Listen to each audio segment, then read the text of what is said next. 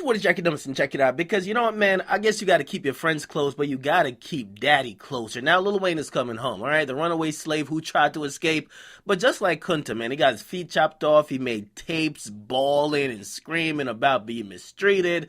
But all he got out of it was a Birdman hand rub and being told he wasn't going to go nowhere. Now, what I know is that since October 2015, could be sooner, but I heard about it in October, Lil Wayne and Birdman, they have been on speaking terms. Before they weren't on speaking terms, it would be in the same kind of vicinity and not speak to each other or avoid each other. But apparently they started speaking around like October. However, they weren't talking about business, right?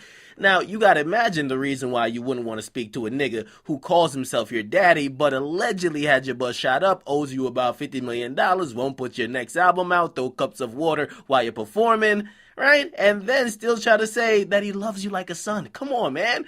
Now, they've been speaking again, and finally they're talking business, right? They got decades of history together. I mean, Wayne genuinely sees Birdman as a father figure. And just like 50 Cent said, man, that's why I was kind of surprised that Ross went on the Breakfast Club and he spoke out against Birdman. When it's a family issue, you want to stay out of it if you're a mutual party, okay? If you got a relationship with Birdman and also Lil Wayne, you stay out of it because if you speak out against one, when they come back together, they'll probably just say, fuck you, okay? They'll forgive each other, but they won't be as quick to forgive you.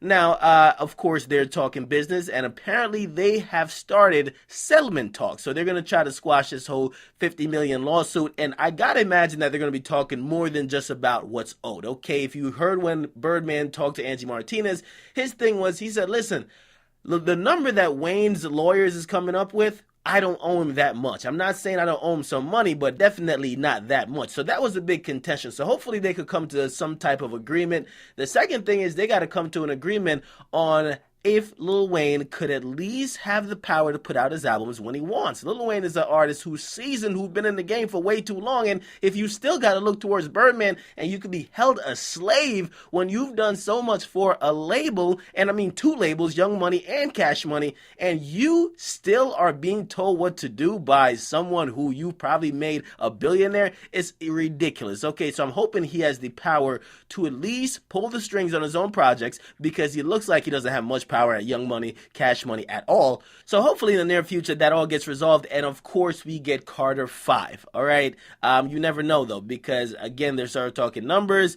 If Lil Wayne says, nah, whoa, you guys aren't giving us a fair offer, they might just say, fuck it, we're going to go back to court. We might be back in the same situation. But the fact that they are talking, and I think their relationship, the business is kind of like afterwards, but I think they got some type of close, weird relationship. I don't know, like father, like son type of shit. And I think the fact that they've been good with each other, some way, somebody will take a L here or there and they'll come to a settlement. That's a good thing, at least for a lot of Wayne fans, and at least for me, because I check for Wayne a lot. Get in the comment box, make sure you guys like, definitely subscribe. I'm out.